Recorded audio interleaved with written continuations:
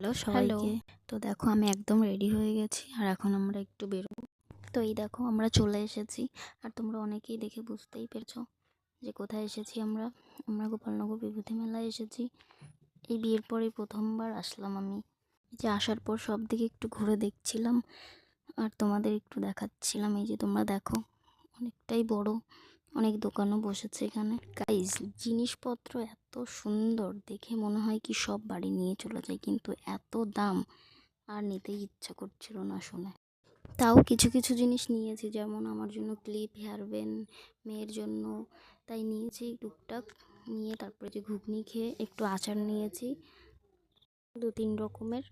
বর খেতে খুব ভালোবাসে, তাই নেওয়ার পর এই যে বাদাম, নিমকি, জিলাপি, গজা এইসব কিনে বাড়ি চলে এসেছি। এই যে দেখাচ্ছিলাম, এই যে ওর হাতে ছিল কিছু, আমার হাতে কিছু ছিল। তো কেমন লাগলো ভিডিওটি জানাবে। টাটা। দেখো আমার বরের কান্না। মেলা থেকে আসার পর ভাত খেয়ে শুয়ে ভয় দেখিয়েছে আমাকে ভূতের। ভয় দেখানোর পরে ওর নাকি খিদে পেয়ে গেছে।